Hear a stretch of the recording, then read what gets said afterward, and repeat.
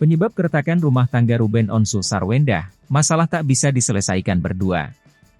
Rumah tangga Ruben Onsu dan Sarwendah rupanya sedang tidak baik-baik saja. Kini Ruben Onsu menyerahkan keputusan soal kelanjutan hubungan rumah tangga pada Sarwendah. Hal ini dikatakan oleh kuasa hukum Ruben Onsu, Minola Sebayang.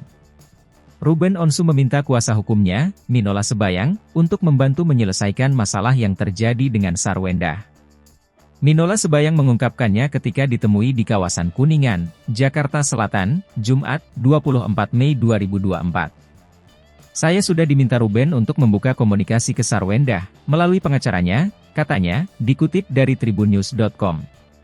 Minola Sebayang mengaku dapat perintah dari Ruben Onsu untuk tanya ke pengacara Sarwendah mengenai kelanjutan pernikahan klien mereka. Intinya, Ruben Onsu dan Sarwendah melalui pihak ketiga berkomunikasi mengenai kelanjutan pernikahan mereka, apakah rujuk atau sebaliknya. Dari pernyataan Minola Sebayang, seolah Ruben Onsu menyerahkan keputusan soal hubungan rumah tangga kepada Sarwendah. Meski tidak mau membocorkan, Minola Sebayang menyampaikan, Ruben Onsu dan Sarwendah tak bisa menyelesaikan masalahnya berdua saja. Sehingga memang butuh pihak ketiga untuk membahasnya.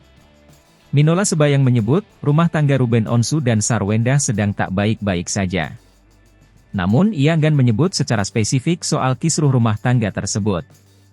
Mengenai pisah rumah, menurut Minola Sebayang, bukan sebagai konsekuensi dari masalah Ruben Onsu dan Sarwendah. Namun karena mereka sedang merenovasi rumah. Sebagaimana diketahui, rumah tangga Ruben Onsu dan Sarwendah tengah dihujani masalah. Mulai dari ketidaktahuan Sarwendah saat Ruben Onsu jatuh pingsan. Lalu Betran Peto sampai ikut dituding memiliki hubungan yang tak wajar dengan Sarwendah. Namun hal itu dibantah oleh keduanya dan menegaskan rumah tangga mereka baik-baik saja.